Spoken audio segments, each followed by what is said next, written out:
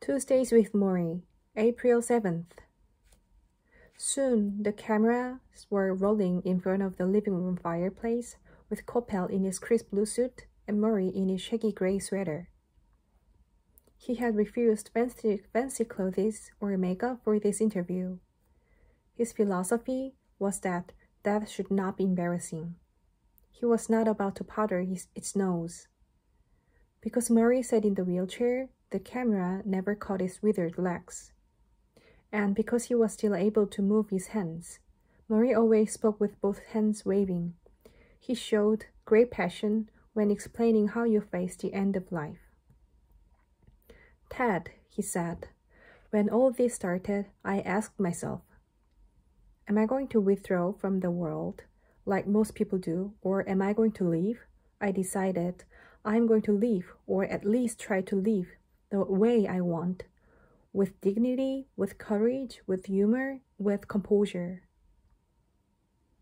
There are some mornings when I cry and mourn for myself. Some mornings I'm so angry and bitter, but it doesn't last too long. Then I get up and say, I want to leave. So far, I've been able to do it. Will I be able to continue? I don't know, but I'm betting on myself that I will." Coppell seemed extremely taken with Morrie. He asked about the humility that's induced. "Well, Fred," Morrie said accidentally. Then he quickly corrected himself. "I mean, Ted." "Now that is inducing humility," Coppell said, laughing.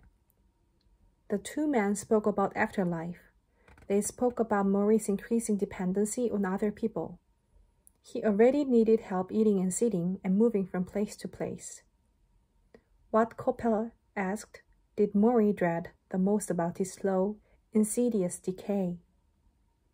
Morrie paused. He asked if he could say this certain thing on television. Coppell said, "Go ahead." Morrie looked straight into the eyes of the most famous interviewer in America. "Well, Ted, one day, soon, someone's gonna have to wipe my ass." The program aired on a Friday night. It began with Ted Coppell from behind the desk in Washington, his voice booming with authority. "Who is Morrie Schwartz?" he said, "and why? By the end of the night, are so many of you going to care about him?" 1,000 miles away in my house on the hill, I was casually flipping channels. I heard these words from the TV set. "Who is Morrie Schwartz?" and went numb.